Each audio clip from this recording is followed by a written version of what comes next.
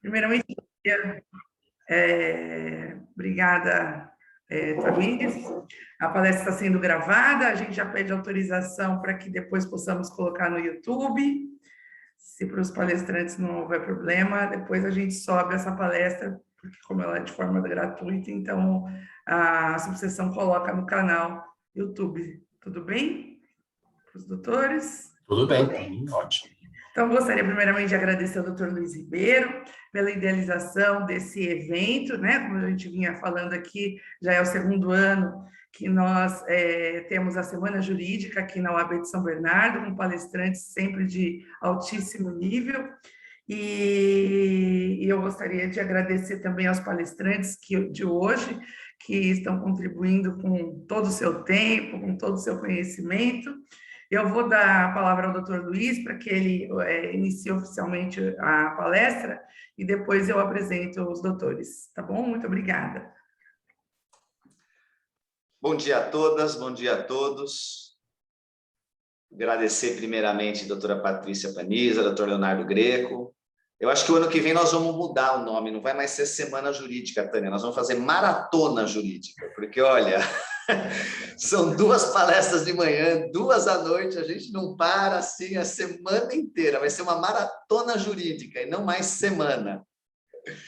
Queria parabenizar a Tânia, toda a Comissão de Direito de Família, trabalho que vem fazendo pela subseção, pela advocacia, pelo conhecimento, agradecer aos presentes, à advocacia, aos que não são da advocacia, mas principalmente, doutora Patrícia, doutor Leonardo, porque nós sabemos a preciosidade que é o tempo, nosso maior bem, e temos que administrá-lo muito bem, porque não tem volta.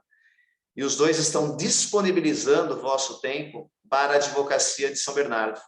Então, gostaria especialmente de agradecer a ambos por essa dedicação, por esse desprendimento, porque realmente nós sabemos a dificuldade e inúmeros compromissos que todos têm, e ambos estão aqui numa sexta-feira, às 10h50, uma sexta-feira mais friazinha, estamos tirando-os de outros compromissos para podermos nos aperfeiçoar, troca de informações e compartilhar. Então, muito obrigado em nome da diretoria da subseção por estarem nos auxiliando. No mais, reitero o convite a nosso último dia de Semana Jurídica. Hoje, às 18 horas, teremos a palestra de encerramento. Ficam todos convidados. E, como usualmente, não é a mim que vieram ouvir, mas aos palestrantes. Então, não tem por que me alongar um pouco mais. Agradeço a oportunidade, doutora Tânia, e estarei aqui, um ávido ouvinte, prestando atenção em tudo que está se passando e nesta brilhante palestra. Muito obrigado. Obrigada, doutor Luiz. Eu vou fazer, né, apesar de todos já conhecerem, mas vou fazer uma breve apresentação dos nossos palestrantes que vieram para falar sobre um tema muito sensível, um assunto bastante importante e que a gente não costuma ver debates nesse nível. Né? Hoje o tema é crianças e adolescentes em suposta situação de risco. O doutor Leonardo Greco é juiz auxiliar de Santos, mestre em processo civil pela PUC de Campinas, mestre em ciências da saúde Unifesp, especialista em direito notarial e registral pela IPM, especialista em bioética pela USP, curso de extensão para membros do Poder Judiciário na Escola Judicial de Barcelona, Espanha. Eu sei que tem mais uma infinita carga aqui curricular dele, mas ele pediu para ser bem breve. E a doutora Patrícia Paniza, que é doutoranda em Psicologia Social pela PUC, mestre em Direito pela Unimes, professora de Direito Civil das seções da graduação em Direito da Universidade de São Judas Tadeu, professoras de curso de extensão e pós-graduação em Direito Civil e Direito das Famílias e Sucessões da EBRAD, da ESA, associada do IBDFAM, advogada em São Paulo, também tem um outro extenso currículo, mas para que sejamos breves, só isso. E depois, eu sei que nós vamos ter uma participação especial do Dr. Raul Bogarin, que é defensor público e atua na vara da criança e adolescente do Paraguai. Depois o doutor Leonardo faz uma apresentação um pouco mais abrangente. Doutores, ótima palestra, agradecendo a todos os presentes, mais uma vez, obrigada por nos acompanharem e se interessarem pelos eventos que a gente propõe. Um abraço a todos. Fique à vontade. Bom, eu inicio, né? Bom dia a todos e todas. Agradeço mais uma vez o convite e quando recebi o convite para essa semana jurídica, foi com muita alegria que eu recebi, porque estaria novamente com o doutor Leonardo, porque eu não sabia que o ano passado tinha sido a primeira, mas o ano passado eu e o Leonardo estivemos juntos também, né? A gente percebi na outra palestra já, e até pela formação, pelos caminhos, né, pelos percursos de pesquisa dele, que são muito próximos aos meus, parece que a gente gosta muito de criança, gosta muito de relações familiares, a pesquisa mais densa, e as questões ligadas ao biodireito, que no fim das contas também tem toda a relação com aquilo que a gente trata, né, nas relações familiares, né? E as questões relacionadas à infância, porque elas não são só o direito, elas nos permitem, né, uma ampliação bastante grande. E aí, assim, nessa semana, enquanto nós conversávamos para verificar como que a gente gostaria de fazer a dinâmica para esse nosso encontro de hoje, eu até perguntei para o doutor Leonardo, como que você gostaria de fazer, né? Tem alguma ideia? E aí ele me manda um áudio dizendo como que ele gostaria de fazer. Eu falei assim, nossa, se a gente tivesse sentado para combinar como nós faríamos, não seria possível que saísse tão perfeito, porque a maneira como a ideia que ele tinha de como a gente fazia a dinâmica era exatamente a ideia de como eu tinha de fazer a dinâmica, e é mais assim, é claro que a gente vai lançar algumas provocações iniciais, mas a intenção é que todos que aqui estão possam também participar desses debates, até porque imagino que todos que aqui estão também não estão só no estudo teórico, mas efetivamente são pessoas atuantes, né? Tanto nas áreas de direito de famílias, como na área de infância e juventude, e a gente lida com questões que são bastante pungentes, bastante delicadas, né? Então, eu vou falar um pouco sobre lançar algumas provocações, o doutor Leonardo vai lançar outras, eu em relação ao direito de famílias e ele em relação à infância, e para a gente poder conversar. E aí, quando a gente conversou nessa semana que passou, por conta da dinâmica, ele me disse assim, parece que há uma sincronicidade, né? Quando você pensa muito em alguns temas, e da maneira, parece que os caminhos nos levam a ter o encontro para tratarmos desses temas da maneira como a gente reputa que eles devam ser tratados. Aí, coincidentemente, hoje, que já era o dia do nosso encontro, não eram 8 horas da manhã, me liga uma ex-aluna minha, que é advogada, com um questionamento, na verdade, desesperada, né? Com um questionamento que é uma situação que eu particularmente tenho visto bastante em virtude da pesquisa que eu venho desenvolvendo. Então, ela me relata o seguinte, ela foi procurada por uma mãe, essa mãe tinha um acordo, fez um acordo com o pai de uma criança numa situação de delimitação de guarda e de direito de convivência, eles fizeram um acordo entre eles, e aí levaram para o juízo para homologar. Isso foi feito em 2014 ou 2015. O juiz homologou esse acordo e por esse acordo ficou estabelecido que a guarda seria da mãe, o pai teria direito de convivência e assim seguiu a vida até o final de semana agora que passou. Bom, aí o que aconteceu? Esse pai, no dia que seria o dia dele ter convivência com a filha, foi buscar essa filha na casa da mãe e dali ele não trouxe mais a criança de volta.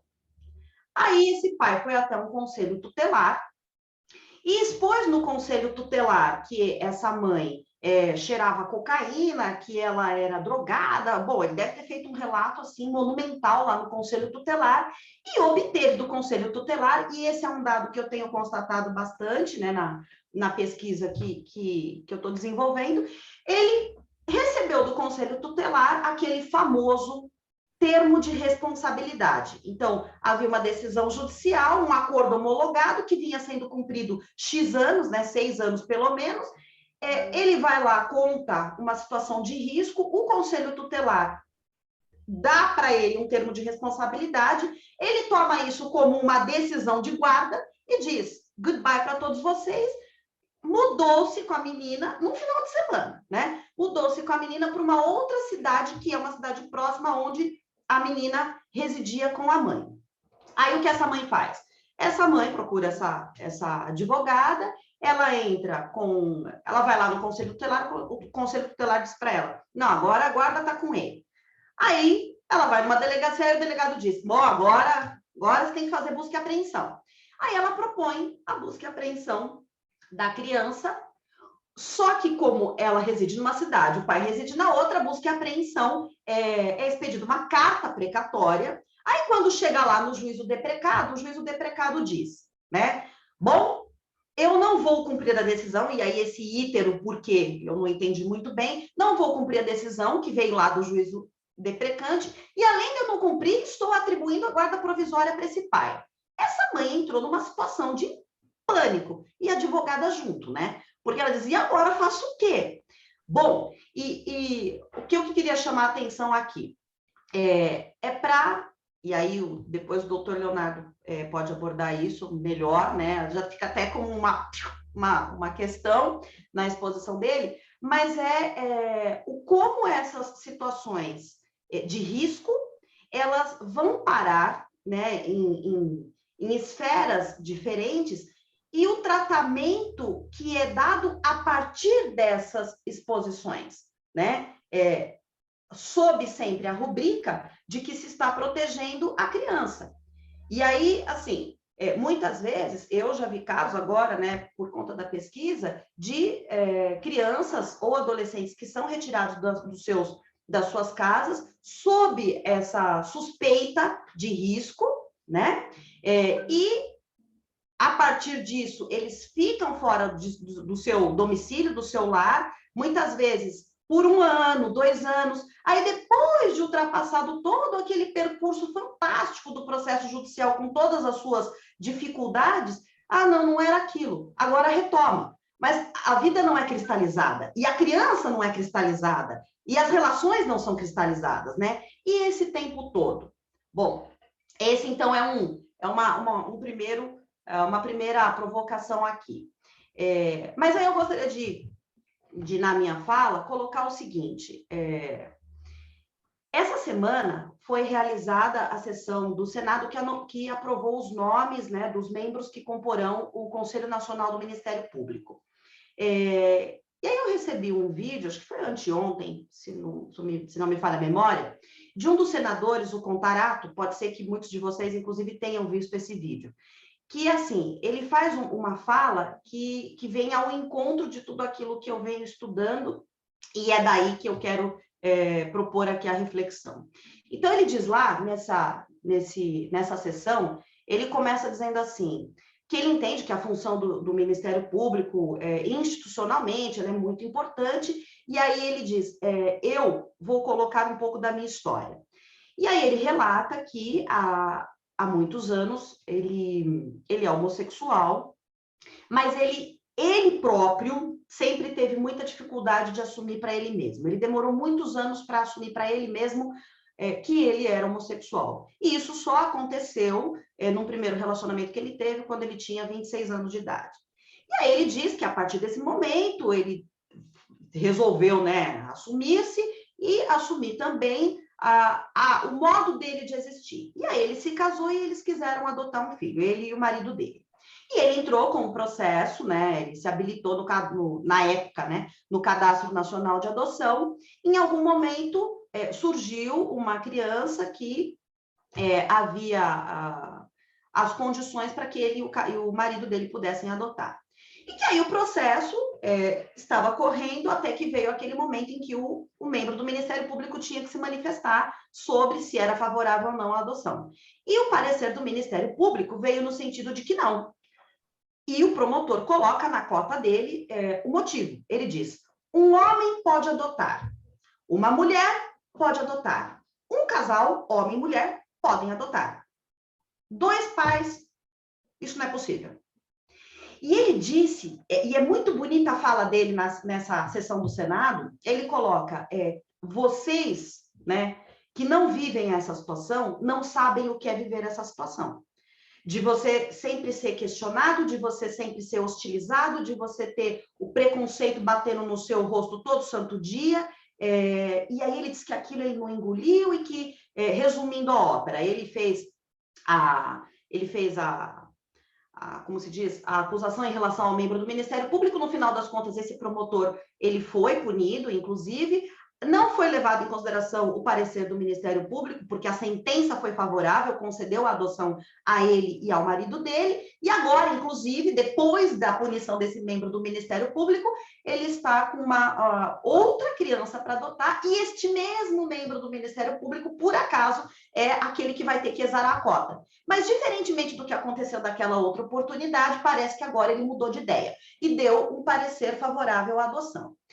E aí a fala dele me fez pensar o seguinte, nós que atuamos no direito, a gente sempre pensa muito na lei, né? Mas olhando de uma maneira mais profunda, nós temos a lei como aquilo que está posto, né, pelo Estado como uma forma de controle social, e que tem a força da coerção.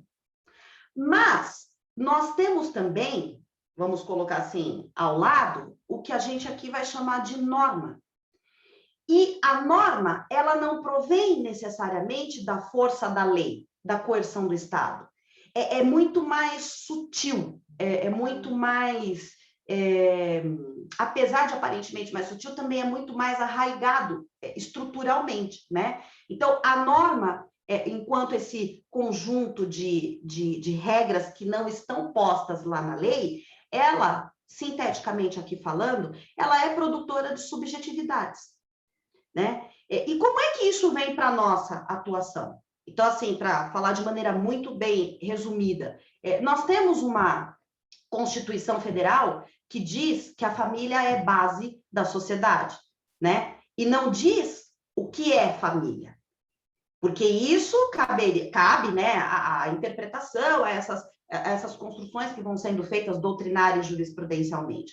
Nós temos uma Constituição Federal que diz que a criança é uma pessoa em desenvolvimento. E nós temos um ECA que diz que a criança é uma pessoa em desenvolvimento, e nós temos uma Convenção Internacional dos Direitos da Criança que diz a criança é uma pessoa em desenvolvimento. Isso está lá, né? Tudo isso está lá na lei, nesse poder de coerção que tem o Estado. Mas o questionamento que se faz, e eu particularmente já me faço há muitos anos, né? E é a razão, inclusive, da minha pesquisa, como é que é isso em termos de norma? Como é que é isso em termos daquilo que vai sendo construído, ou vai sendo interpretado, ou vai sendo vivido pelas pessoas em sociedade? Inclusive, é daí o ponto de partida de uma análise mais profunda, né? Então, falando das relações familiares, como é que a criança, ou como é que a família, o que é a família? Porque para o operador do direito, a família é um agrupamento que as pessoas estão ali unidas por afetividade, etc. Tá, isso é para o direito. Então, a gente tem a família monoparental, pluriparental, etc. Mas como é que é isso para as pessoas que estão na sociedade? Porque, afinal de contas, são essas que vão litigar todo santo dia, né? O ECA, ela diz, a criança é uma pessoa em desenvolvimento e tem que ser visto o seu melhor interesse com atenção prioritária. É o princípio da proteção prioritária e integral da criança. Mas como é que isso é visto pela sociedade, né? E aí, tô aqui colocando algumas constatações por conta da pesquisa, particularmente em relação a essas relações, esses conflitos familiares, eu gostaria de trazer 2 pontos, que são resultantes já desse caminhar, né? O primeiro deles é que a compreensão do que é família, do que é a criança, dos papéis, do que cabe ao homem, do que cabe à mulher, é uma compreensão que está no campo da norma, dessa produção de subjetividades. E isso é o que vai parar no Poder Judiciário, né? Esse é um primeiro ponto. E um segundo ponto é que, por conta de nós termos estruturalmente normas que diferem daquilo que nós temos como leis, mas que não são trabalhados em termos de políticas antes que cheguem lá num conflito judicializado, nós temos o fenômeno da judicialização da vida privada, né? Então, aqui, em relação ao primeiro ponto, como é que é vista a família, ou como é que é vista a criança para a sociedade? Bom, quando eu comecei a minha pesquisa, e isso me incomodava muito, né? Como que as pessoas, elas discursam de um jeito e como que isso é quando elas estão ou não estão submetidas a uma determinada autoridade, eu pensei, poxa, a compreensão da formação das nossas estruturas familiares, de como se deu a família na nossa realidade, não na realidade da Europa, na nossa realidade. Como é que isso aconteceu? E aí eu constatei uma coisa assim bastante interessante.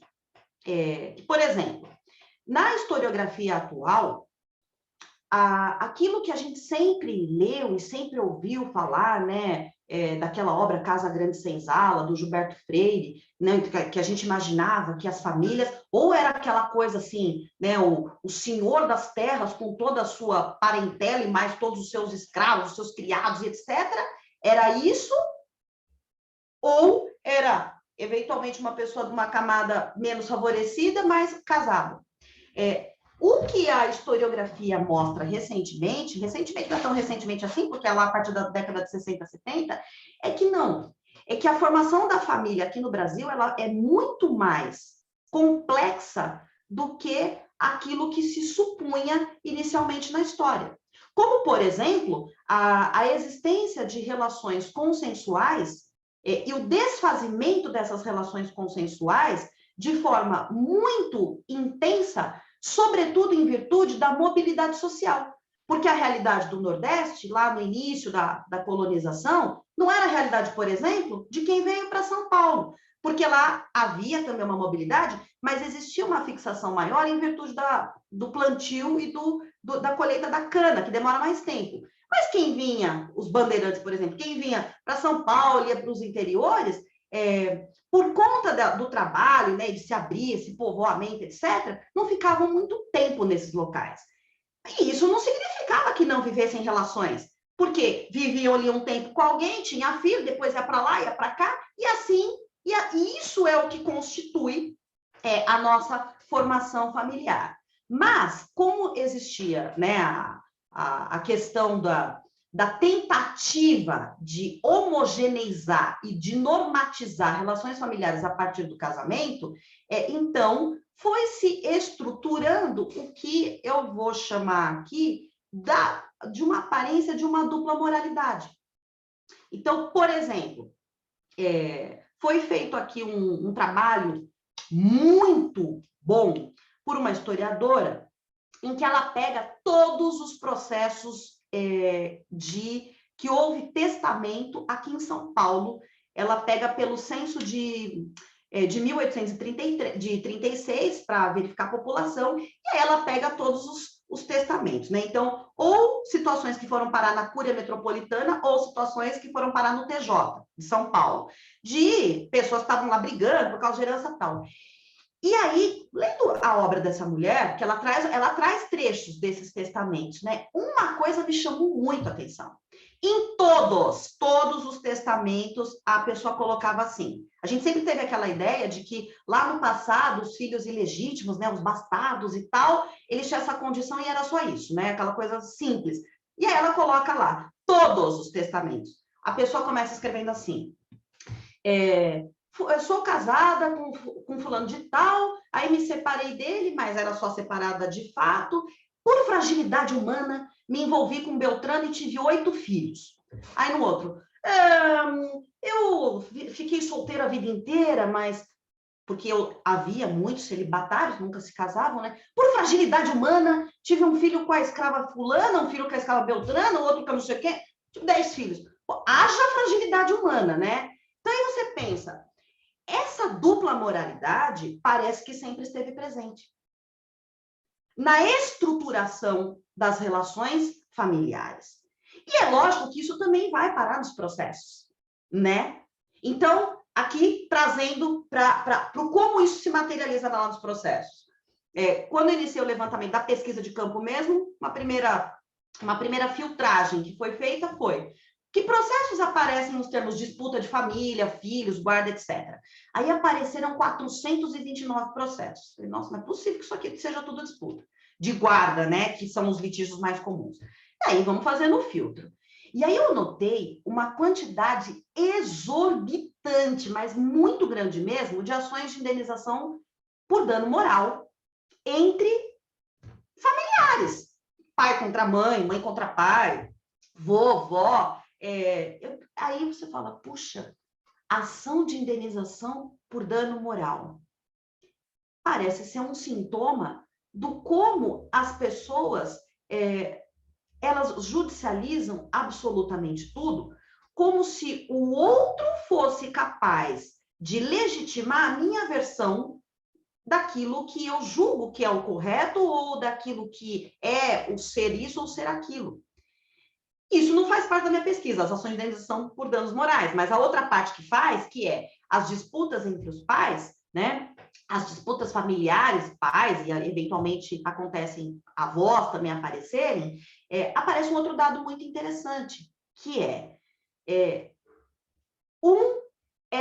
em quase a maioria, quase a totalidade dos casos, a alegação da alienação parental. Parece que a alienação parental virou a panaceia de todos os males, né? Então, porque existe alienação parental do outro lado. É uma alegação muito comum.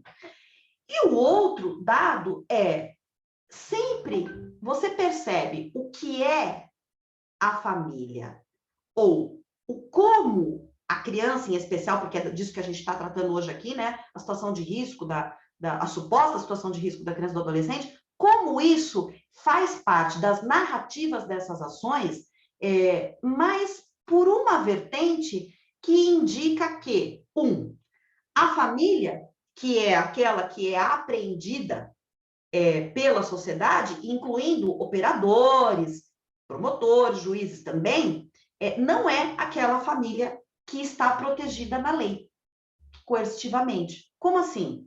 Bom, então, nos processos lá que a gente vai lendo, né, você vai vendo os discursos. Então, em alguns não, foram vários, eu li assim, que o homem ele estava buscando a guarda do filho porque a mulher colocava o filho em risco porque ela não tinha postura de mulher casada.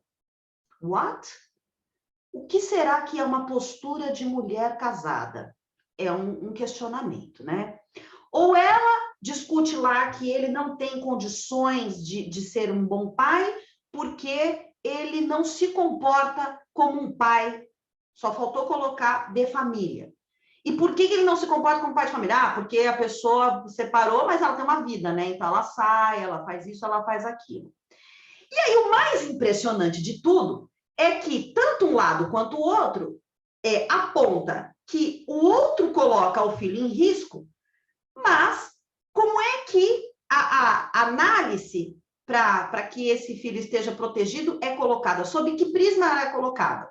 Ela é colocada, por exemplo, num discurso que eu vi várias vezes em vários processos, assim, a guarda, ela deve ser, o parâmetro que norteia a guarda foi assim, o parâmetro que norteia a guarda é a vontade dos pais, no interesse dos filhos.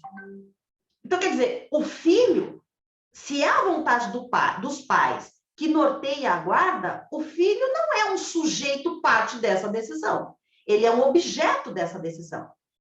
E aí, a mãe diz que o pai coloca o filho em risco, o pai diz que a mãe coloca o filho em risco, mas, na verdade, estruturalmente, pode acontecer desse filho estar em risco, não um risco, talvez, de uma violência física, mas um risco no seu próprio desenvolvimento psicossocial, porque, apesar de todos ali dizerem que esse filho está ali para ser protegido, se o que determina é a vontade dos pais, e eles não conseguem ajustar suas vontades, o filho acaba se transformando num instrumento de disputa de poder pelos pais, nas demandas judiciais, né?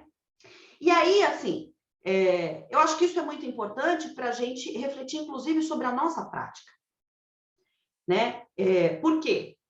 A míngua de nós termos políticas que trabalhem com a família por uma vertente que seja diferente dessa vertente judicializada, o que a gente vê é que muitas vezes, essa disputa de poder que existe entre pais, enquanto em litígios familiares, são elas também, ou mais do que outras causas, o que coloca efetivamente essas crianças e esses adolescentes em risco, né? A gente vê casos assim que nos chamam muita atenção. E sempre com essa fala de estamos aqui para proteger o melhor interesse da criança. Isso pelos pais. E como é que o sistema de justiça trabalha isso? Claro, há exceções, sempre há exceções. Mas, em grande parte dos casos, os pais estão ali litigando e aí vem sempre também a decisão naquele formato pensado pela judicialização. Então, eu vi um dos casos que, em cerca de 1 ano e meio, uma mãe se mudou com uma criança 8 vezes. Por quê? Porque havia designação de estudo psicossocial e ela se mudava porque tinha que fazer a intimação pessoal dela para realizar o estudo psicossocial. Então, acho que ela pensava, bom, vai chegar uma precatória, né? Essa precatória vai demorar para chegar. Então, até que a precatória chegue, eu já não estou mais por aqui. 8 vezes. E naquele processo especificamente, parece que ninguém pensou em tomar alguma conduta diferente daquilo que era o próprio andamento, a marcha processual. Uma criança mudar 8 vezes de casa num período de 1 ano e meio é algo que tem que chamar atenção. Não é possível que não chame, né? Mas sempre vai-se pela marcha processual. Então parece que a criança não está em situação de risco. Como se o risco, e aqui especificamente nas relações familiares, ele fosse um risco sempre de natureza física. Como se aquilo que não é violência física não constitui risco, né? Ou ainda aquilo que possa constituir uma violência física, como é ação de vara de família, aquilo ali é problema privado. O problema privado não interessa ali para aquelas partes e para mais ninguém.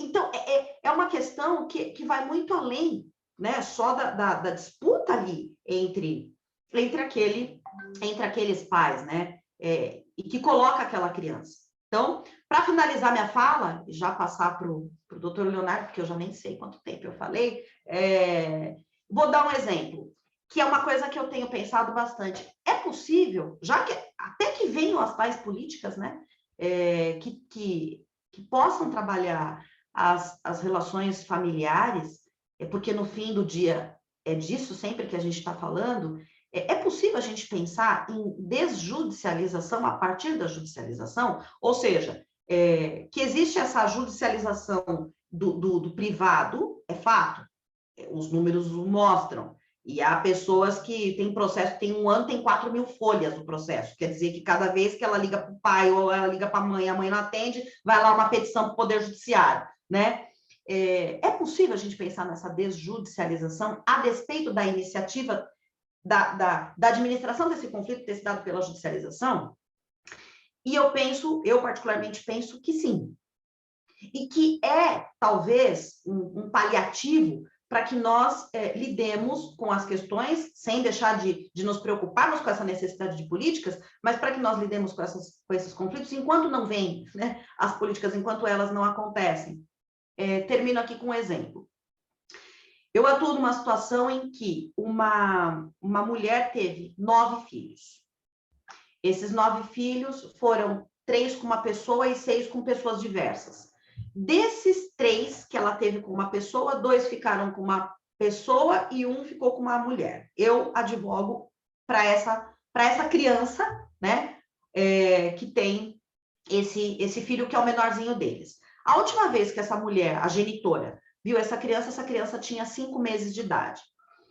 E aí ela teve problemas sérios que assim, não importam para o momento atual, mas que são parte da história dela, né? Ela esteve presa, inclusive, teve envolvimento muito, muito intenso com drogas, tal. Mas agora a criança está com 11 anos. A última vez que ela viu a criança tinha 5 meses. Ela entrou com uma ação para regular o direito de visitas dela para todos os filhos. Esse menino, inclusive. E aí veio um parecer do Ministério Público favorável à delimitação desse direito de visitas, inclusive com retirada para pernoite. Aí vem a decisão da juíza. Defira o direito de visitas da genitora com retirada para pernoite. A decisão bate na criança que tem 11 anos, né? A criança que na época da decisão tinha 10. A criança viu essa mãe, essa genitora, né? Porque na verdade ela não exerceu a maternagem em relação a essa criança, quando tinha 5 meses. Ela está na época, com 10 anos. Hoje ela está com 11. Ela não sabe quem é essa mãe. Essa genitora sabe quem é ela, mas ela não sabe quem é a genitora. Não é dizer que ela não tem o direito de se reaproximar. Mas se a gente está dizendo que a gente olha para a criança, então vamos olhar para a criança, né? A criança não sabe quem é essa mulher. Imagina, se ponha lá no lugar da criança. Você tem 10 anos de idade. Aí você tem que ir para a casa de alguém que você nunca viu na sua vida, mas você não vai só para a casa dela. Você vai dormir com ela. E de preferência no café da manhã você vai chamar mamãe. Aí, bom, quando a situação chega para mim, isso aí já está definido tal, mas não tinha ainda acontecido. E eu disse, bom, vamos fazer um agravo de instrumento. E tentar derrubar essa decisão. Aí o desembargador lá que relatou o caso disse, realmente, que absurdo é esse? A criança não sabe quem é essa mulher. Não pode pegar essa criança e devolver no outro dia. Então vai pegar e devolver no final do dia. Quer dizer, não resolve do mesmo jeito. Olha, gente, eu sou aqui, eu sou sua mãe, prazer. A gente vai passear das 9 às 18, 18 eu te trago de volta. E aí eu peço uma audiência para a juíza designa, né, para tentar o quê? Para tentar fazer de um modo que permita-se essa reaproximação, mas que isso não seja violento para a criança. E aí fizemos lá os tentativas e dizendo, olha, pode ser que seja muito difícil, né? Vamos tentar fazer... Não, vamos fazer assim. Então, vamos fazer virtual. A criança atende telefone nas ligações e não vai, porque essa criança não sabe quem é a pessoa. Não dá para você enfiar a goela abaixo uma reaproximação assim, né? E aí a genitora vai lá e noticia. A criança não quer falar comigo porque a guardiã está impedindo tal, tal, tal. E aí eu digo lá para a juíza, vamos fazer diferente? Fiz uma pesquisa, e aí é que vem nós, enquanto práticos, né? Como lidar com uma situação dessa, delicada desse jeito, para proteger a criança, mas sem desconsiderar o interesse dessa genitora de se aproximar dela, porque a criança tem 11 anos, se a expectativa de vida dessa criança for 80, ela tem ainda 70 pela frente, né? Bastante tempo, dá para construir esses laços e tal. E aí fiz uma pesquisa, disse, olha, eu entendo que é possível a aproximação, mas essa aproximação tem que ser mediada. Aí a promotora diz, então, quem vai pagar a conta? Todos são usuários beneficiários da justiça gratuita. Então, são pessoas que não têm condições de pagar por um profissional para fazer esse trabalho de mediação. Eu, pessoalmente, sentei, liguei no CRAS, no CREAS, procurei ONGs, etc. E aí obtive a informação de que o CRAS faz mais atendimento a indivíduos, mas que o CREAS ele faz atendimento à família mais indivíduo. Conversei com uma moça do CREAS, uma assistente social extremamente solista, e eu disse, olha, mas se fizesse, a mãe, né, se a guardiã for aí, mas vai demorar muito, porque por conta da pandemia, tá tudo difícil, tá. E se for por ofício judicial? Não, se for por ofício judicial, a gente vai fazer um encaixe para fazer esse atendimento. Aí, tudo bem. Então, dá para fazer, então, vocês fazem o atendimento da família e do indivíduo, porque qual é a ideia? É fazer com que se tente a aproximação, porém, aproximação mediada, lá pelo CREAS, né? E aí, liguei, fiz a petição, aí a promotora diz, indefiro, opino pelo indeferimento. Tudo bem. Opinou pelo indeferimento, vamos tentar, vamos ver o que a juíza vai dizer. Mas ela diz, a promotora, opino pelo indeferimento, não vai ser assim, se for por mim, E se a mãe que vai lá no CREAS, se o CREAS negar, ela que entra com a ação contra o município. É o pensamento judicializado, né? Bom, e com isso eu encerro aqui minha fala, passo para o doutor Leonardo, para que depois a gente possa, espero que dê tempo, né, colocar aí para discussão.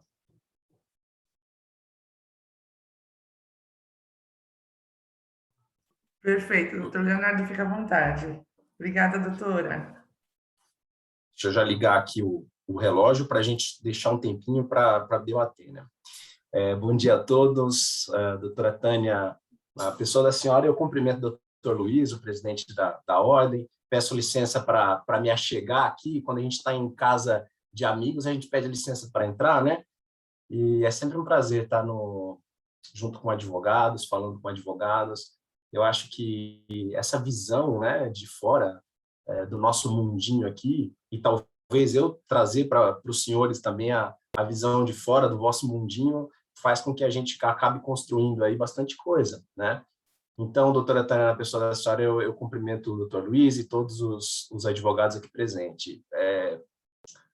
Eu quero já cumprimentar minha colega de mesa, né, Patrícia, ela logo de cara, ela falou, vou te chamar de você, e eu adoro isso, né, mas me ensinaram o seguinte, quando você vai numa festa na beira da piscina, você vai de fraque e sunga, né? Se você perceber que está todo mundo de sunga, aí você está preparado para tudo. Então, doutora, obrigado, doutora Patrícia, por dividir mais uma vez essa mesa, um prazer.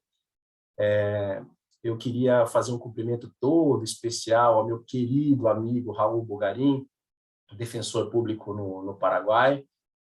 Nós temos hoje aqui uma presença realmente ilustre e eu fico feliz porque o Dr. Raul também é um daqueles que compartilhou comigo os dias de Barcelona, estivemos juntos lá, ele me fazia muitas vezes ver também a visão do advogado, num país não tão diferente do nosso, né? O nosso país irmão aqui, e o Dr. Raul está aqui prestigiando e fazendo esse evento um pouco mais importante. Eu já te aviso, meu amigo, Dr. Raul, ele entende bem o português, né? Eu vou falando em português mesmo, então já te aviso, meu amigo, que eu vou te provocar pode ser que você não aceite a provocação, mas eu vou te provocar aqui para falar para a gente um pouco como estão as coisas no Paraguai, no nosso querido país irmão.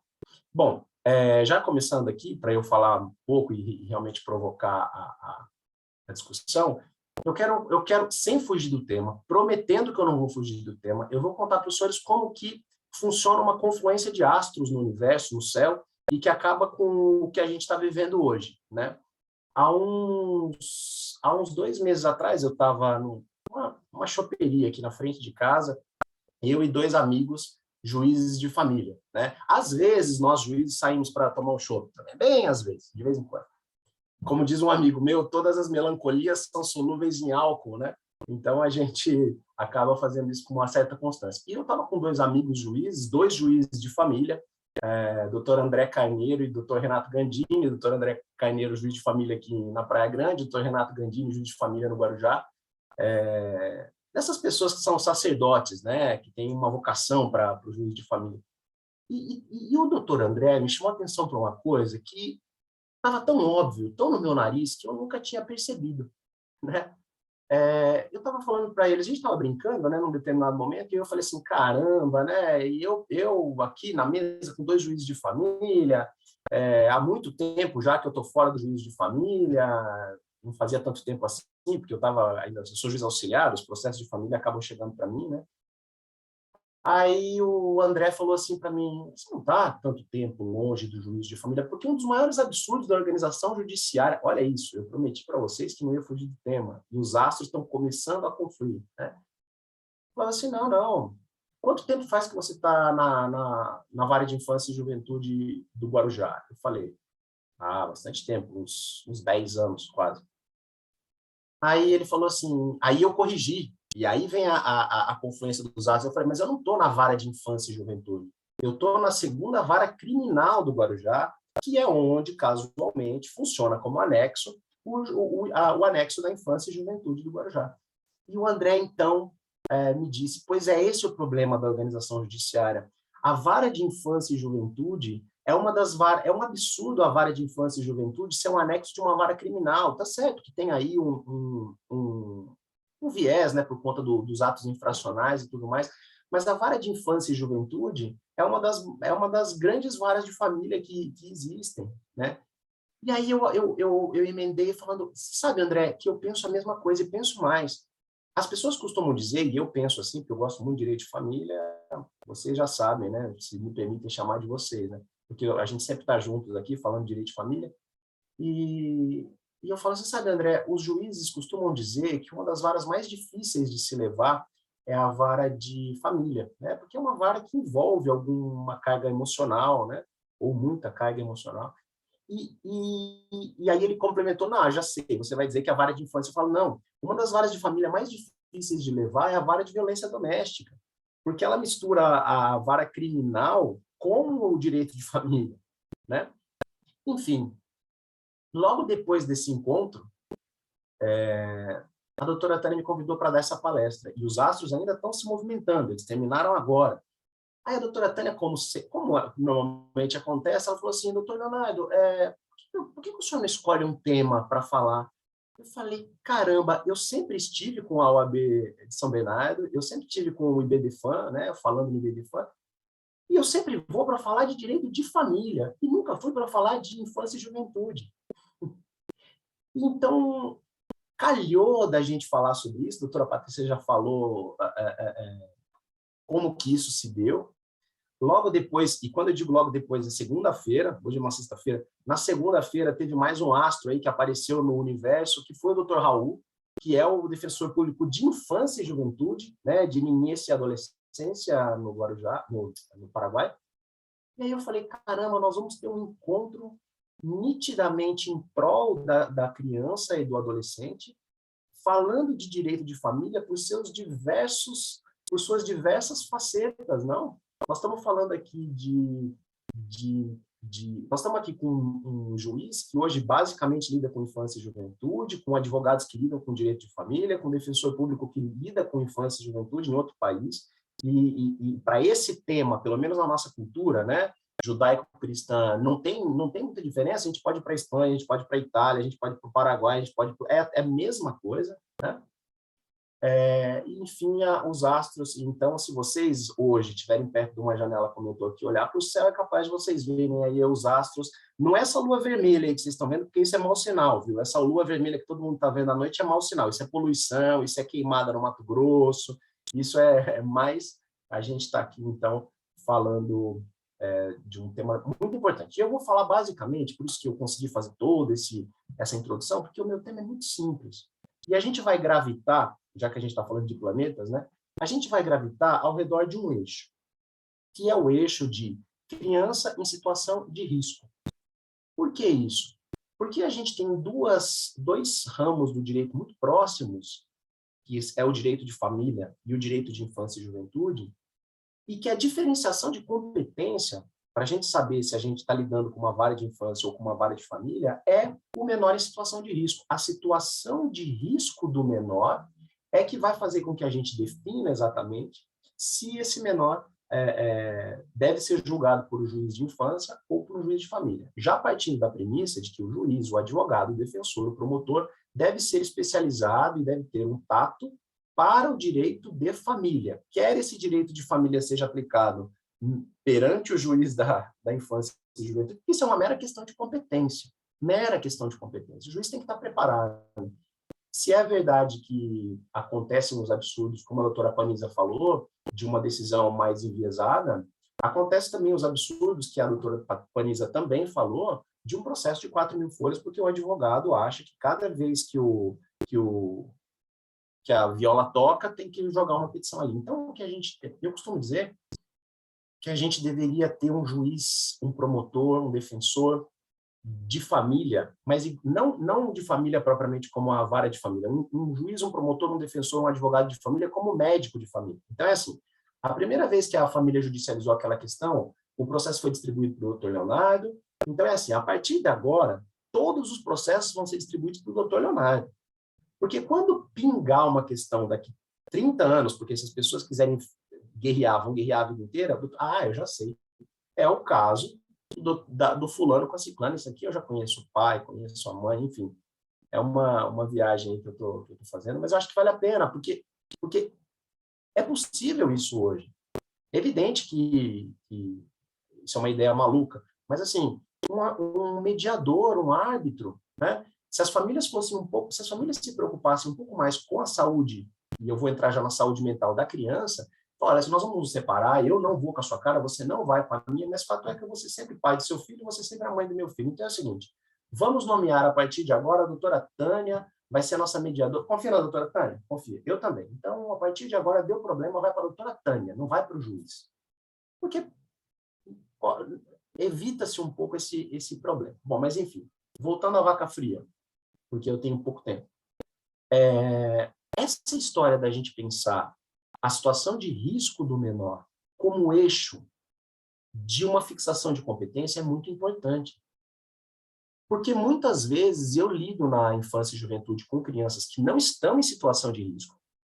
E muitas vezes eu, como juiz de família, pode parecer estranho, mas eu repito, sou juiz auxiliar, eu sou pau para toda obra, né?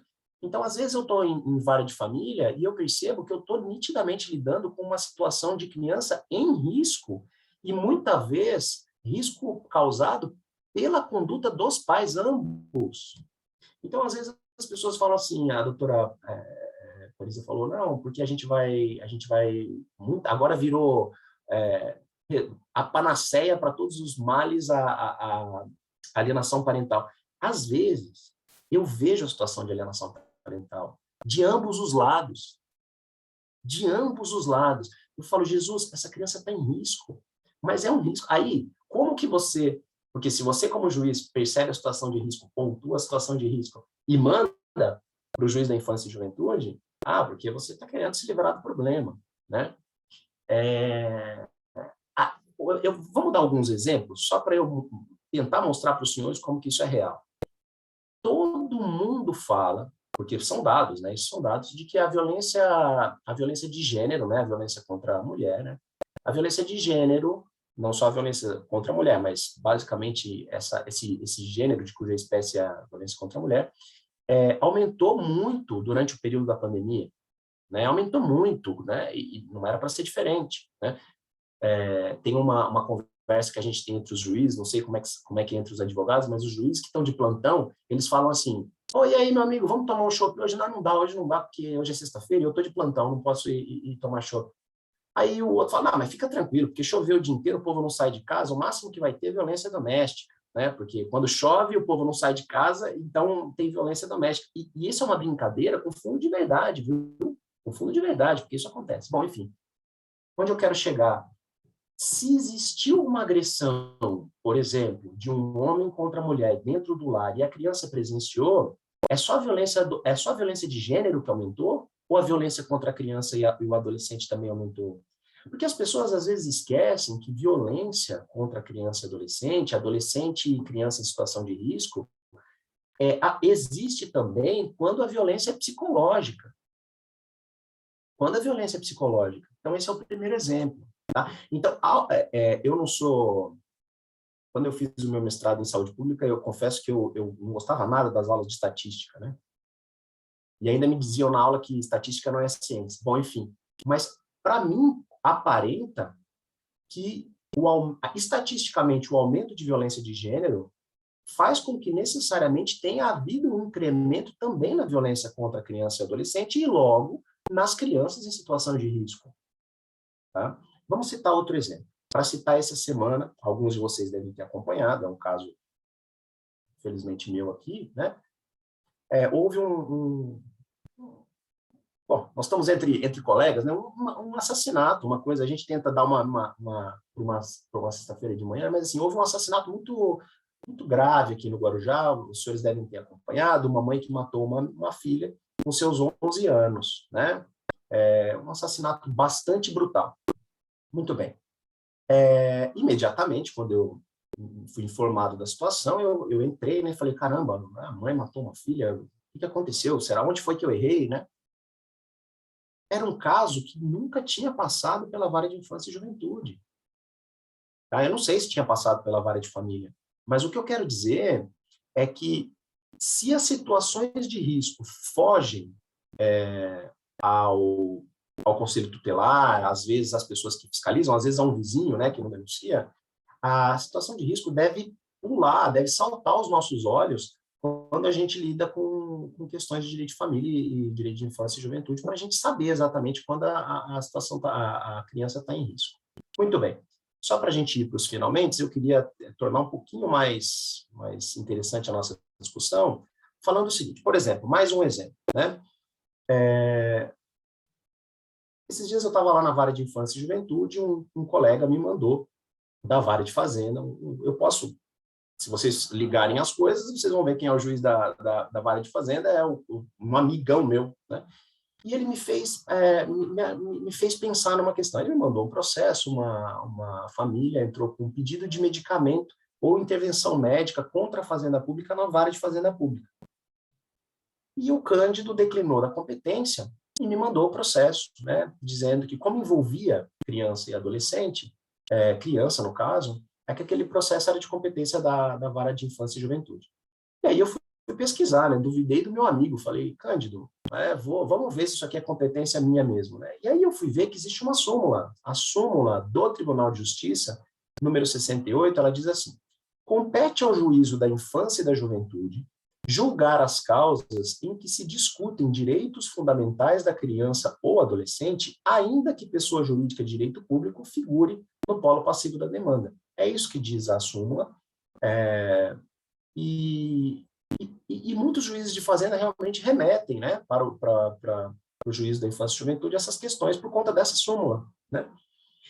Mas, se a gente for analisar os precedentes da Câmara Especial, tem uns mais antigos, outros mais novos, né, mas existem precedentes confirmando a decisão desse meu colega, e existem outros precedentes que dizem assim, a súmula 68 do Tribunal de Justiça, ela tem que ser analisada, interpretada, junto com o artigo 98 e o artigo 148 do Estatuto da Criança e do Adolescente, que prevê exatamente a fixação de competência do juízo da infância e juventude para as crianças em situação de risco. Imaginem vocês um pai e uma mãe que apenas, que são ótimos pais e que apenas não têm condições financeiras de oferecer um tratamento para o seu filho, contrata um advogado, vai até a vara de fazenda para pedir um tratamento, e aí aquilo é enviado para a vara de infância e juventude, onde basicamente o processo dessa pessoa vai conviver com o processo de outras crianças que simplesmente não têm pai, foram abandonados numa mala na rua. Sabe, é importante fazer esse trabalho para que a gente busque a jurisdição especializada ao máximo possível, né? Mas aí eu fui fazer essa pesquisa, vi a súmula 68 do Tribunal de Justiça e vi também a súmula 69, que não tem nada a ver com medicamento, mas resvala o assunto que a gente está discutindo hoje. A súmula 69, ela diz assim, compete ao juízo de família e sucessões julgar ações de guarda. Se vocês forem no artigo 148, em alguns dos seus incisos lá, eu não vou lembrar qual agora, vai falar que compete ao juízo da infância e juventude julgar ações de guarda, né? Então, afinal de contas, tem uma discussão se é o juízo de família ou se é o juízo da infância que vai julgar ações de guarda. Tem discussão. Aliás, tem súmula. Se tem súmula, é porque teve discussão, né? E a súmula 69 diz assim, compete ao juízo de família e sucessões julgar ações de guarda, salvo... Então, compete ao juízo de família e sucessões julgar ações de guarda. Essa é a regra. Exceção, salvo se a criança ou adolescente, pelas provas constantes dos autos, então já deve ter aí um início de prova, um indício, alguma coisa, pela prova constante nos autos, estiver em evidente situação de risco. Evidente situação de risco. Então, na verdade, a gente fez a gente gravitou, né, ao redor de um eixo, que é a situação de risco da criança, para dizer que a vara de infância e juventude é uma vara de família. A vara de família é uma vara de família. A vara de violência doméstica é uma vara de violência doméstica. O importante para nós, porque os nossos jurisdicionados, os nossos clientes, né, os nossos assistidos, como dizem os advogados ou os juízes, os nossos jurisdicionados, eles não têm obrigação de conhecer isso, e se todos nós estamos numa sexta-feira, às 11 horas da manhã, aqui discutindo, e graças a Deus estamos, é porque nós somos obrigados, é a nossa responsabilidade diante dos nossos clientes, os nossos jurisdicionados, a gente conseguir definir isso, porque existe uma diferença bastante grande na prática. Na teoria está tudo bonito, né? Mas na prática, atuar diante de uma vara de infância e juventude, atuar diante de uma vara de família é muito diferente. Doutora Panizza tem razão, os personagens de uma vara de família, eles têm a tendência a ter uma cabeça mais privatística, de direito privado. Aqueles que lidam, eu sei, os juízes de família, eles lidam com outra estrutura, sabe? Com outra estrutura. Quando eu saí da vara de família e fui para a vara de infância, eu não sabia o que era CREAS, eu não sabia a diferença de CREAS e CRAS e CAPS-I, CAPS-AD, eu não sabia nada disso, porque o juiz de família não lida com isso. A criança, o adolescente, porque não é só na vara de infância que tem adolescente viciado em crack. Quantos pais de família não chegaram para mim chorando e me disseram, doutor, eu preciso ouvir do senhor, onde foi que eu errei? E ele não se satisfaz quando eu digo, o senhor não errou, a droga está aí para cooptar todos os nossos filhos, né? Então, o filho que é usuário de droga e o pai tem condições, ele vai ser tratado por um médico privado, ele não vai ser tratado no CAPS-AD. Não vai. A estrutura é diferente. E já indo para os finalmente, para a gente provocar o debate, eu digo o seguinte, a gente tem que lidar com essa falta de estrutura. Eu termino falando, e quando eu digo falta de estrutura, eu estou sendo um pouco delicado, mas é aí que eu quero chegar. Quando eu digo falta de estrutura, eu estou dizendo falta de estrutura em relação a nós. Tem um monte de juiz, promotor, advogado, defensor fazendo uma pancada de besteira. E se nós fôssemos médicos, o que haveria de ação de indenização por erro médico, sabe? Agora, por outro lado, e eu acho que isso é que eu quero deixar de mensagem, existem sacerdotes trabalhando por aí, tá? Então, para citar os advogados, eu cito todos vocês que estão aqui querendo aprender e se especializando para atuar. Gente, aqui na Vara de Família de Santos tem um promotor de justiça, doutor Daniel, aquilo ali é um espírito que está aqui na Terra e ele está, sei lá, incorporado. Quando ele fala, doutor, sabe, tem umas pessoas que você fala, caramba, eu já advoguei, eu imagino que às vezes fala assim, caramba, caiu naquela vara, aquele juiz é meio doido, mas graças a Deus tem aquele promotor que salva a pátria, né? E aqui na vara de família, acabei de citar o nome de dois juízes, doutor Renato, doutor André, sabe, ali em São Vicente tem bom, aí não precisa nem falar nada, né, que tem cada juiz preparadíssimo, talhadíssimo, enfim. O que eu quero dizer é o seguinte, vamos pegar essa sementinha de boas coisas e entender que nós estamos... Vamos fazer de nós o mercado. Não dizem que o mercado expurga o mal profissional? Vamos fazer de nós o mercado e vamos tentar, pouco a pouco, expurgar o mal profissional. Enfim, basicamente, o que eu queria dizer é isso. Eu queria trazer isso aqui para a gente debater. A criança em situação de risco, a gente está falando aqui junto a advogados de família, a criança em situação de risco, ela tem que ser observada. A situação de risco da criança tem que ser observada pelo advogado de família. Eu vou terminar assim, ó. A situação de risco da criança deve ser observada pelo advogado de família, pelo juiz de família, pelo promotor de família, quer este profissional esteja lidando numa vara de infância, numa vara de família propriamente dita, numa vara de violência doméstica e assim sucessivamente, porque as varas de família não se limitam às normas de organização judiciária que o Poder Judiciário teve que baixar por uma questão organizacional. Não está errado, não está certo, mas alguém tem que organizar, o tribunal organizou. E, às vezes, a gente resvala nesse limbo, tá bom? Doutora Tânia, eu devolvo a palavra para a senhora. Eu sempre gosto de provocar o debate, né? Mas eu sugiro para a senhora que a senhora provoque um pouco o doutor Raul, não sei se ele está afim de falar, né? O doutor Raul é muito discreto, mas se ele tiver afim de falar, ele pode contar para a gente como são as situações de risco lá no Paraguai. Mas a senhora é da senhora a presidência da mesa e eu também não quero colocar o meu amigo numa situação constrangedora. Obrigado a todos, obrigado por me ouvir. Obrigada, doutor Leonardo. Parabéns para os dois, foi muito bom. Eu queria colocar que nós tivemos aí, agora, há uns 10 dias, aprovada a instalação da vara de violência doméstica aqui na comarca de São Bernardo. Foi uma conquista aqui da presidente da Comissão da Mulher Advogada, juntamente com o doutor Luiz Ribeiro, nosso presidente. Então, vamos, em breve, ter instalado a vara de violência doméstica. E também, essa semana, inauguramos aí a OAB Concilia, que é um projeto do Dr. Eric, presidente da Comissão de Conciliação, Mediação e Arbitragem, que trouxe esse projeto, e o Dr. Luiz Ribeiro também encampou, e com isso visando exatamente tentar desafogar um pouco o judiciário e fazer com que os pais consigam aí tornar mais efetiva as suas atuações e pensar um pouco mais nas crianças. Então, aqui em São Bernardo, nós estamos caminhando para tentar essa desjudicialização, né, um pouco maior. E também essas questões aí de especificidade das relações nas varas específicas.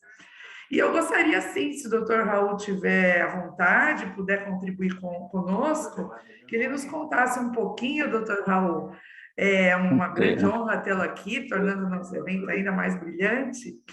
Como é que funciona aí no Paraguai essas questões de competência das varas? Fique à vontade. Bom dia, obrigada pela intervenção, muito obrigado também para o Leonardo. Então, a vantagem que nós temos com relação à competência é que nós, como país, temos uma sanção da Corte Interamericana de Direitos Humanos com relação a um caso de justamente de adolescentes que estavam privados da sua liberdade, que estavam em condições inhumanas. Então, a sanção que nós tivemos foi justamente de estabelecer a especialidade e a especificidade com relação justamente à matéria. E, por isso, em Paraguai, nós temos exclusivamente o sistema especializado, que está conformado por juízes de família, juízes penais adolescentes, e separado do sistema administrativo, que tem que ter tudo que é problemática social. Então, essa vantagem que nós temos, e por isso que nós, como instituição independente, que é o Ministério da Defensa Pública, que é independente do Ministério Público, também independente do Poder Judicial, na minha obrigação como defensor da infância e adolescência, que nós temos uma tripla função. Primeira função é ser advogado das crianças no juízo. Nós somos representantes dos juízos das crianças, independentemente do pai e da mãe. Segunda função, nós somos garantes e receptores de denúncias de maltrato. E, por último, nós também temos a obrigação de controlar o juiz para se cumprir os prazos e toda a questão que seja justamente em acortar os tempos judiciais em benefício das crianças e adolescentes. Na minha função de receptor de denúncia de maltrato, é a diferença que eu vi da doutora Panissa e do Leonardo, que nós temos uma equipe multidisciplinária que, antes de judicializar uma questão que acabe com as crianças que estão sendo vulneradas, já seja pelos pais ou por alguma questão de situações familiares, nós temos a obrigação, primeiro, de investigar e controlar a situação. Não é que vem um pai e diz, como o exemplo da doutora Panissa, meu filho está sendo vulnerado na sua condição porque a mãe é drogadita, sei lá o quê. Nós pegamos a denúncia, temos a obrigação de investigar e, se temos elementos suficientes, é que nós aí podemos adotar uma medida de proteção de tirar da mãe para entregar ao pai ou a um familiar ou a uma pessoa que esteja responsável. Prioridade sempre a família e levar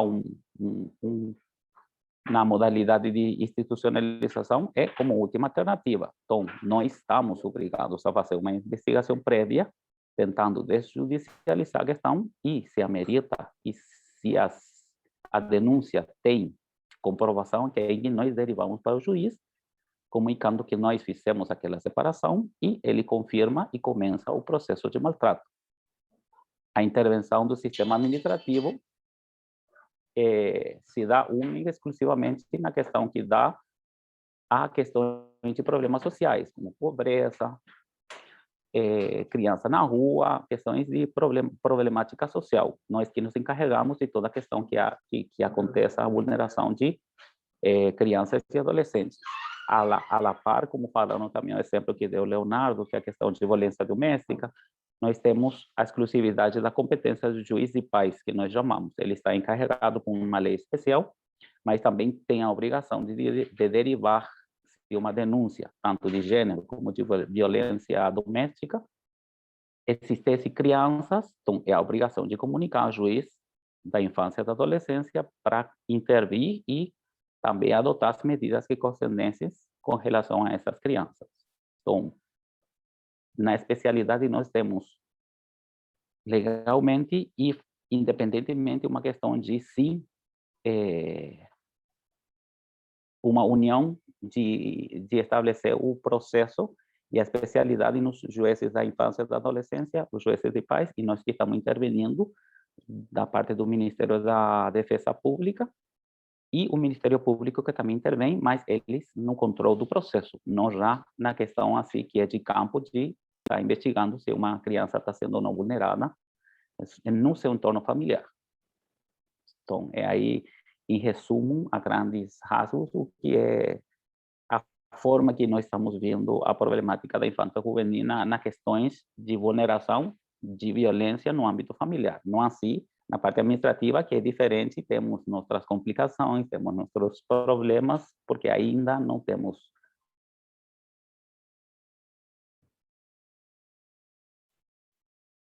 Doutor, travou? O senhor travou, doutor Raul. Voltou.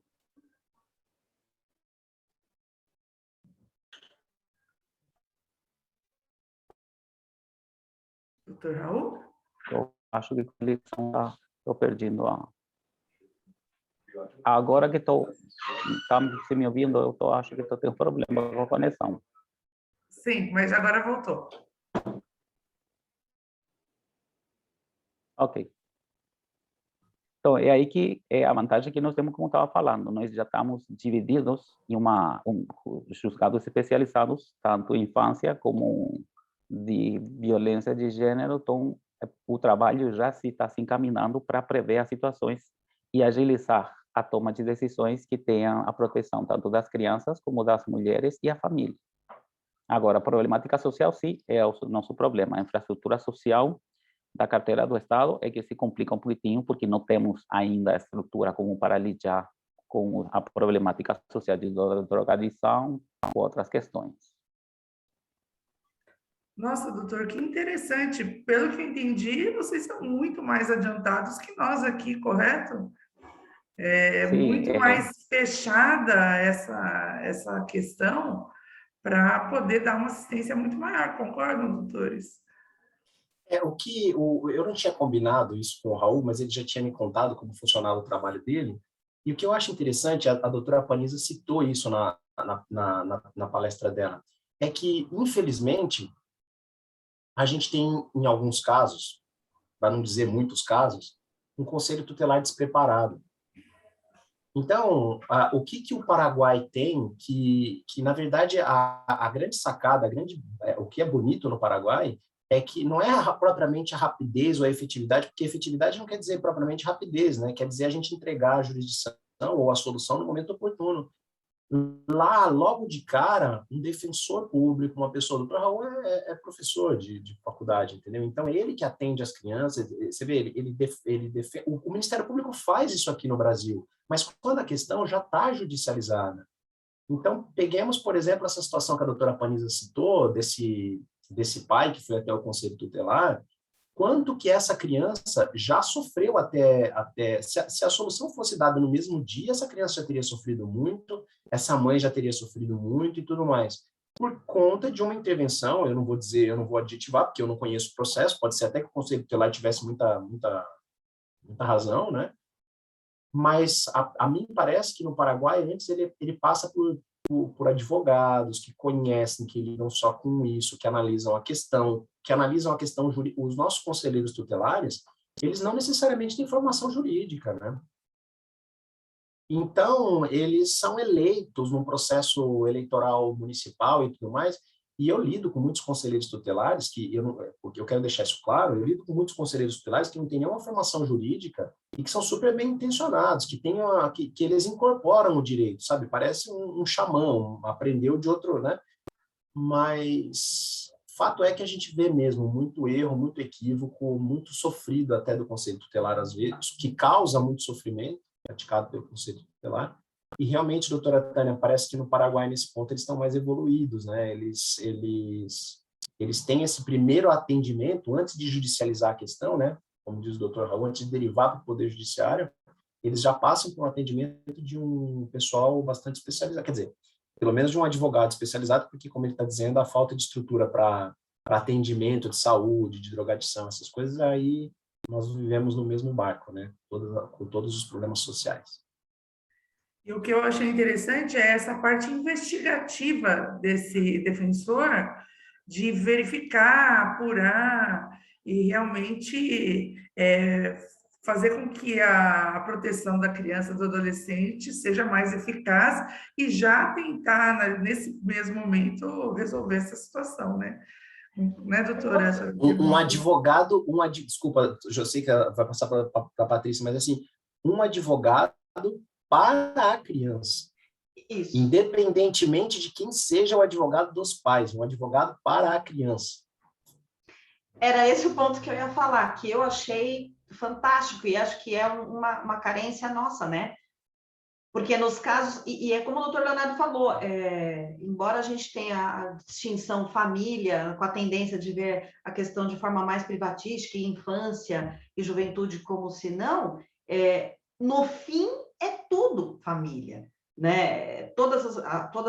Esses conflitos emergem das relações familiares. E o ter um advogado para a criança é também trazer voz para a criança, o que nós temos bastante dificuldade de fazer implantar, né, aqui. É verdade. O Ministério Público exerce bem essa função, né? Acho que em alguns casos, né, o promotor faz bem essa função, de advogado da criança, mas não é antes do processo, né? Aí a viola já está em caco. Verdade. Existe algum projeto, doutores? Vocês conhecem algum projeto para que tenha alguma mudança? O tribunal tem pensado em alguma coisa, o CNJ, ou não? Ninguém tem nada nesse sentido? É uma discussão que sempre aparece, né, como proposta de reflexão no IBD-CRIA, né, no Instituto Brasileiro de Direito da Criança, mas eu desconheço se há alguma proposta legislativa nesse sentido. Eu acho que a gente tem algumas barreiras a superar. Primeiro, eu acho que o que a gente tenta fazer, às vezes, disso é a mediação, né? Então, quando a questão chega na vara de família, vai para a mediação, mas é mal comparando, né? Porque não dá para comparar. E o que a gente não pode esquecer também é que a gente vive num país para ficar num lugar comum, a gente vive num país de dimensões continentais, né? E eu não sei, mas aqui essa questão de ter o Estado, as suas respectivas competências, faz com que cada lugar seja diferente, né? É engraçado você ter uma lei federal que regulamente tudo isso. Talvez no Paraguai ache um pouco mais de facilidade, talvez até pela dimensão do Estado, né? Do Estado que eu digo do país. Mas eu também não conheço, não, doutora. Mas acho que iniciativas cabem, né? Porque, por exemplo, no processo de mediação, a gente não vê como comum que as crianças sejam trazidas para o processo de mediação. Existe uma discussão muito grande se a criança deve ou não opinar, né? Dizer, eu quero ficar com esse, quero ficar com aquele, eu quero fazer assim, quero fazer assado. Mas é que sempre se pensa em extremos, né? Ou ela vai ter que dizer, eu quero ficar com esse, eu quero com aquele, ou ela tem a voz dela completamente calada. Mas o participar, a criança participar, não precisa ser visto dessa maneira, né, nos extremos. O participar é ser levado em conta. E num processo de mediação, por que a criança não poderia participar também? É a vida dela que está sendo decidida também. A senhora está falando e eu estou pensando ao mesmo tempo, né? Eu vou problematizar, vou jogar o problema, é só para a gente pensar, né? Provocações, como dizia o Abu Janra, né? Se eu, por exemplo, como juiz, vejo que a mãe e o pai estão colocando a criança em situação de risco, vejo que ali naquela situação eu tenho um promotor que esteja omisso naquela situação, competiria a mim reconhecer a situação de risco institucional da criança e oficiar a Defensoria Pública para que a Defensoria Pública viesse fazer, às vezes, da defesa dessa criança? Eu não sei a resposta, eu estou só... Porque, assim, eu iria arrumar um baita problema para minha cabeça, né? Porque o promotor diria, mas o senhor está querendo dizer que eu estou... E eu tenho que dizer, né? Mas é para a gente pensar, será que nós... Porque, assim, quando sempre soube que é melhor, quando a gente tem que falar de dois, a gente fala da gente mesmo, né? Então, assim, será que nós, às vezes, não colocamos essas crianças em risco quando elas estão ali no ambiente hostil de uma audiência, no ambiente hostil de um processo? Ou seja, será que nós, juízes, sabemos ouvir uma criança em escuta especializada, ou a gente está revitimizando essa criança, perguntando para a criança como aconteceu, aí era um caso de adulto, né? Mas como acontece em muitos casos, chegar para uma criança que foi vítima de violência sexual e falar assim, mas você teve orgasmo? Isso é uma violência também, essa situação, essa criança está em risco, né? A escuta especializada está aí. Então, enfim, eu acho que a gente tem que... O risco da criança é muito grande, assim, é muito amplo, a gente tem que analisar vários, inclusive a gente, para ver se a gente não está colocando a criança em situação de risco. Sim. O que a gente vê nos processos é que o juiz, assim, pelo menos dos que eu tenho visto, os juízes normalmente, eles veem o setor psicossocial, setores técnicos, né, psicologia, assistência social, como braços. É o que estende o braço dele. Então, há pouquíssima ou nenhuma proximidade dele com as crianças que estão naquele litígio, né? E colocar uma criança, acho que sentada numa sala de audiência, sim, eu acho que seria para ela mais um fator de risco, mas precisaria ser dessa maneira, né, com todo aquele aparato de uma audiência, realmente é uma questão para se refletir, porque isso também traria maior proximidade, né, do juiz com as questões que envolvem essas crianças.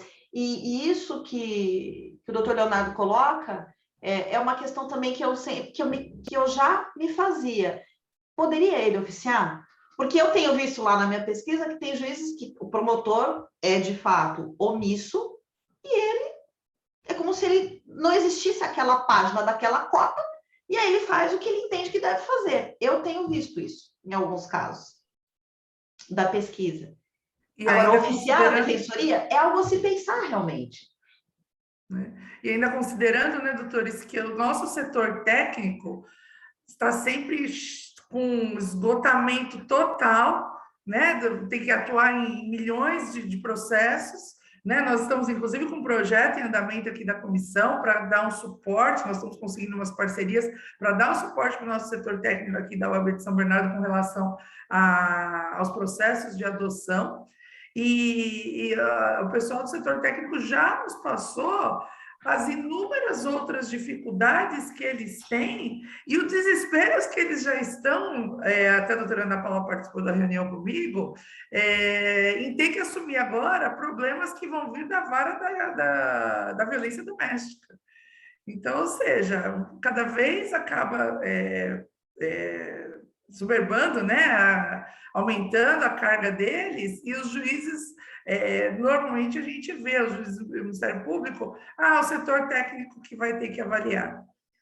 Então, não sei como é que nós vamos ficar. Realmente, a gente vê situações muito graves e fica muito, né, o risco é muito grande, porque são as crianças que vão estar aí no futuro e que vão dar continuidade a toda a cultura, e, enfim.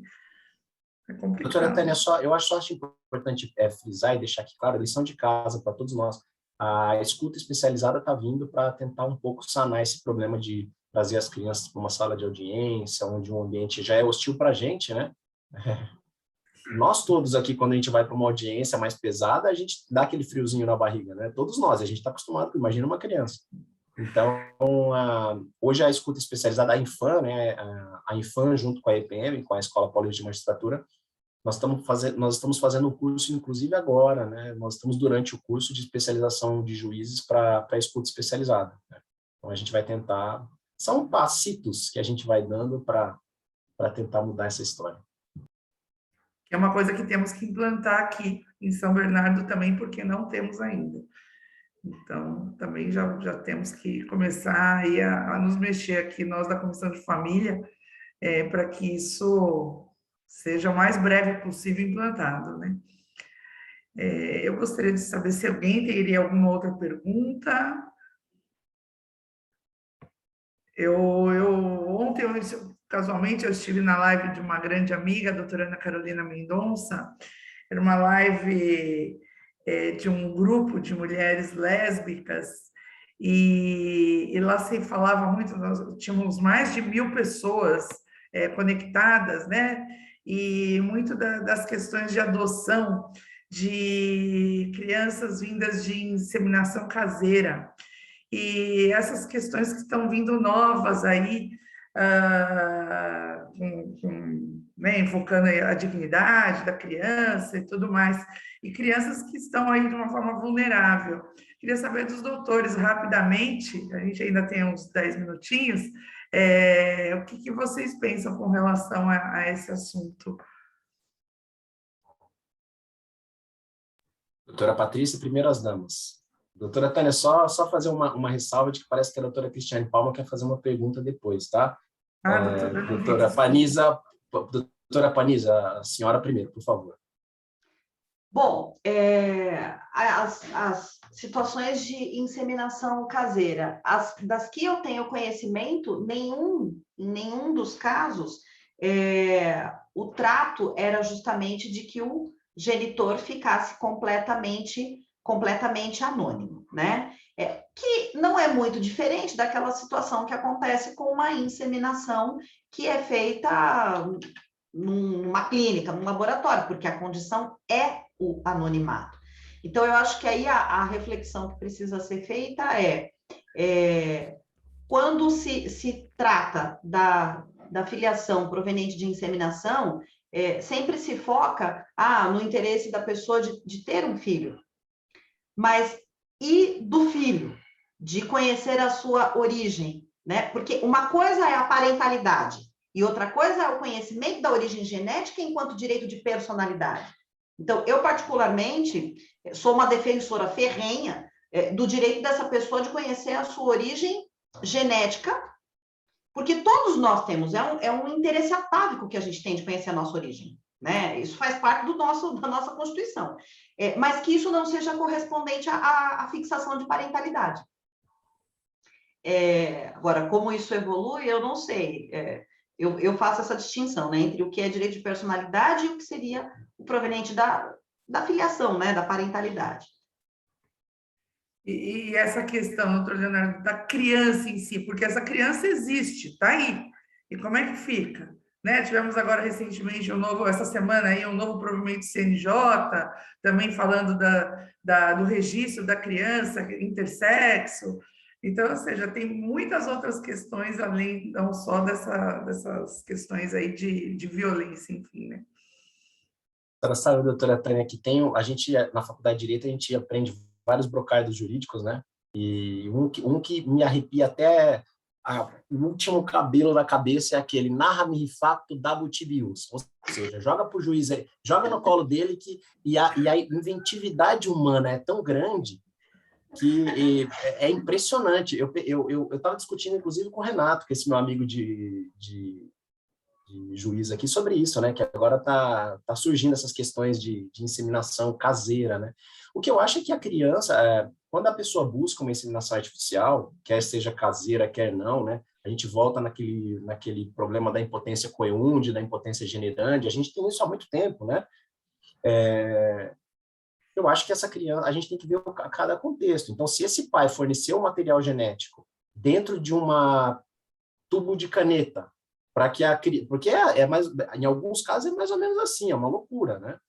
Mas se ele forneceu o material ou fez a inseminação caseira de outra maneira e essa criança nasceu, e ele consentiu com aquilo, né?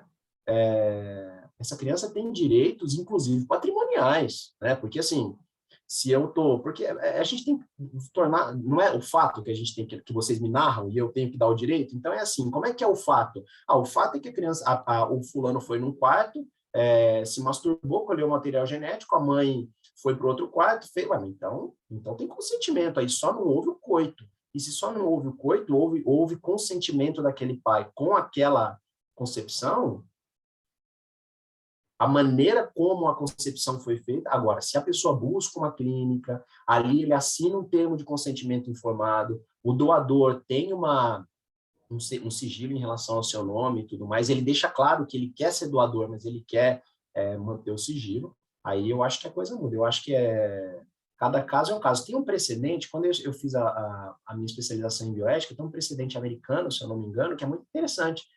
A filha entrou com uma... Isso não é de agora, viu? Isso é de antigamente já. A filha entrou com uma ação de indenização contra a mãe, dizendo que a mãe tinha tolhido ela do direito de ter um pai, porque ela fez uma inseminação artificial e não tinha pai, né? Então, é o que eu falo, a inventividade humana é muito grande. Por isso que até eu citei a súmula 68 do TJ, porque quando a gente fala de que a competência vai ser fixada quando se discute a dignidade da criança, a dignidade da pessoa. Dignidade é um termo muito amplo, muito aberto. Então, em cada caso, essa criança está tendo sua dignidade ferida, né? A gente tem que ver, eu acho que, eu insisto, né, na situação do risco, né? E cada caso é um caso. Mas a doutora Panisa tem razão, a gente tem que começar, e a senhora também, doutora Tânia, a gente tem que começar a se atentar para esses casos de inseminação caseira, porque isso está bombando. Tem no YouTube, se vocês entrarem no YouTube, tem no YouTube como fazer inseminação caseira, né? Mostra lá, olha, como fazer a inseminação caseira. Então, a sociedade... Dr. Walter Seneviva falava o seguinte: as pessoas costumam falar que o direito é muito atrasado. O direito é para ser atrasado. Primeiro os fatos acontecem, depois o direito vai atrás. Não dá para a gente imaginar um direito regulando algo que não aconteceu ainda. É verdade. Nós vamos fazer uma live aqui em São Bernardo sobre isso. Eu já convidei a doutora Ana Carolina, inclusive. O doutor Raul, acho que queria falar alguma coisa sobre isso. Cris, já vou passar rápido, já para você. Só um segundinho, doutor Raul. E, Tânia, eu concordo, e tomando a linha que você planteou no começo, é que na comunidade LGBT que nós temos essa questão de estabelecer a necessidade de ser pai, só que na estrutura, na proteção, nos direitos que não se tem ainda, mais aqui no Paraguai, que podemos estar muito avançado uma coisa, muito atrasado em outra.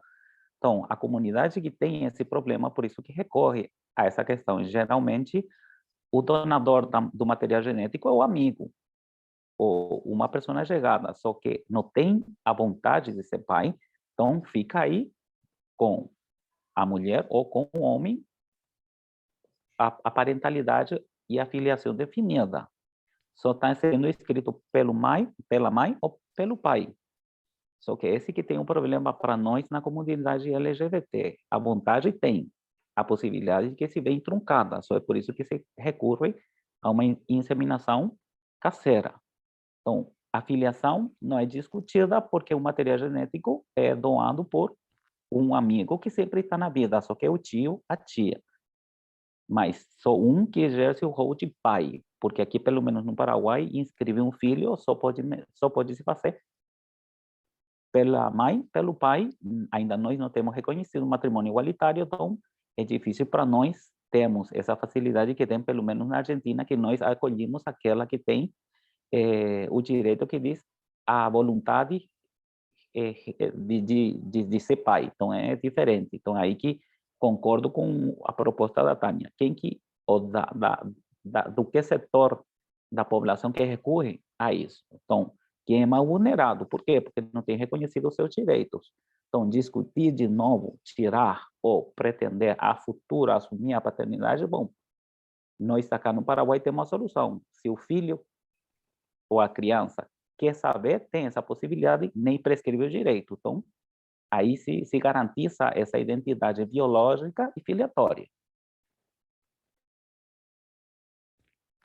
Perfeito.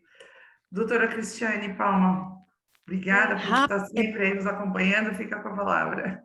Só rapidamente, quando se trata de conselho tutelar, eu tive a oportunidade recente de trabalhar na Prefeitura de São Paulo, junto à Subprefeitura Sé, na assessoria jurídica, e eu participei de eleição de conselho tutelar.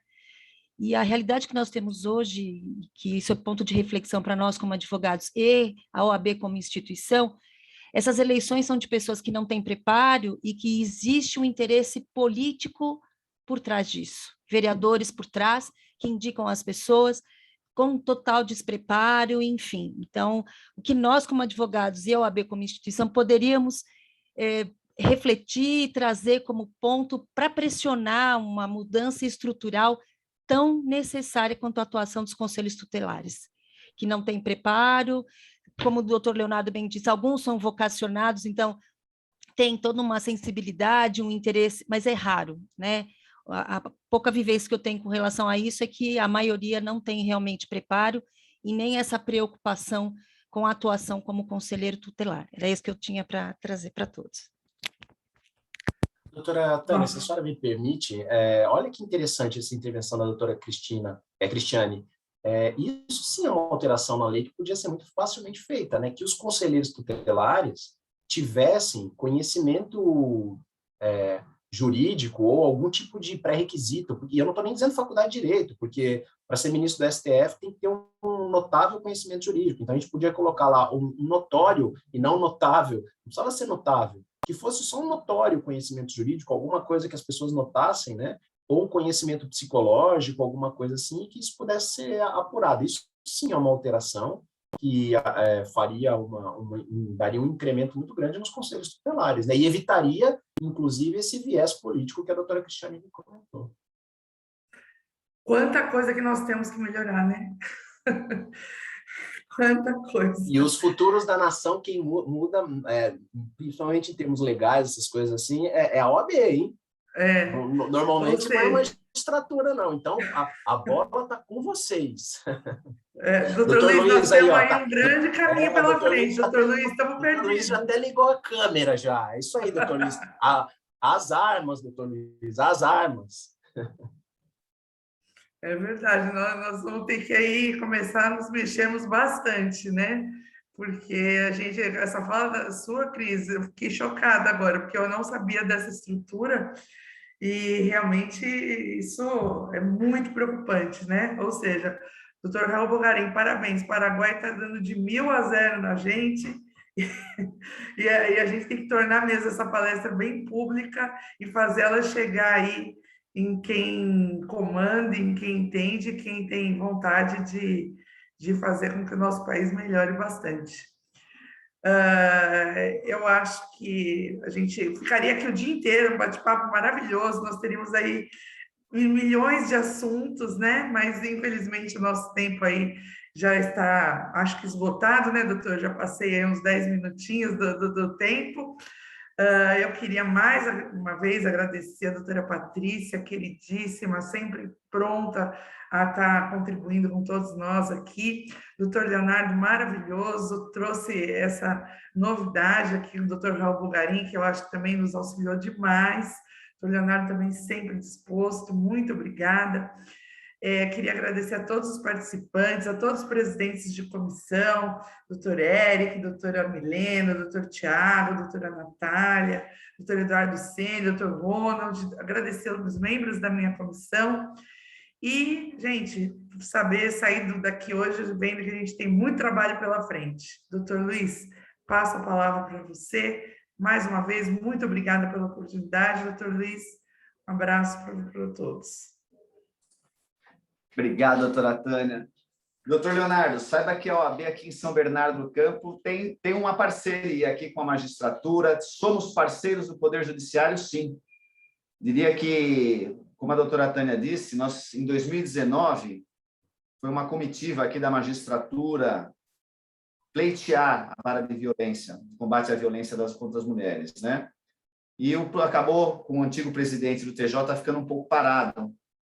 Nós tivemos uma mudança na nossa comissão da mulher advogada, a doutora Fernanda Credídio e a doutora Ana Paula Page imediatamente encamparam a ideia e a proposta entraram em contato com a deputada estadual Carla Morando, coincidência, a esposa do nosso prefeito municipal. Ela abraçou a ideia pelos números que foram apresentados. Nós conversamos com a doutora Daniela, titular da 5ª Vara Crime. A deputada conseguiu uma audiência com o presidente do TJ. O doutor ter uma ideia, o projeto ele foi retomado, acho que em abril ou maio, e no dia 11 de agosto, o órgão pleno do TJ aprovou a criação. Então, veja que em 4 ou 5 meses, um projeto que ficou 2 anos adormecido, a hora que pegou um presidente no TJ disposto, uma deputada que abraçou a causa, e nós da Ordem também, buscando trabalhar em conjunto com a magistratura, a doutora Daniela, da 5ª Vara Crime, foi fantástico o trabalho dela, levantando as necessidades. Nós conseguimos. Então, acho que onde há vontade, há um jeito. Já deixo para a doutora Tânia aqui a proposta, doutora Tânia, veja o que precisa com o Conselho Tutelar, salvo engano aqui, vamos levantar as leis municipais, o que depender de nosso contato com o Poder Executivo em São Bernardo, pode ter certeza que nós lutaremos por isso. Teremos êxito é outra opção, mas lutaremos. Vamos abraçar essa ideia assim, fantástica, a proposta do advogado para crianças, tudo bem que agora já seria uma legislação federal, mas o Conselho Tutelar, quem sabe, isso eu acredito que está ao nosso alcance. Deixo essa incumbência para a doutora, fez tanto, trabalha tanto, conversa com o doutor Leonardo, doutora Patrícia, veja o que nós podemos fazer, a Cristiane também, que deu ideias, todos os participantes. Acho que a Ordem tem como compromisso abraçar essa causa. Fico à disposição no que for preciso. Agradeço a doutora Patrícia, ao doutor Leonardo, pelo tempo disponibilizado a nós, pelas informações, doutor Raul, experiência fantástica, inovações, como o Paraguai está avançado. Nós temos que nos espelhar em outras nações, tudo que tem de bom.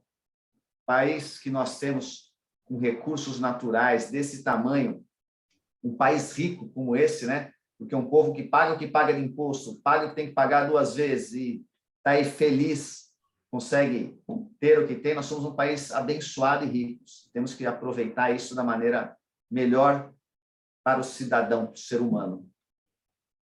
Agradeço aos que estiveram presentes, aos que participaram.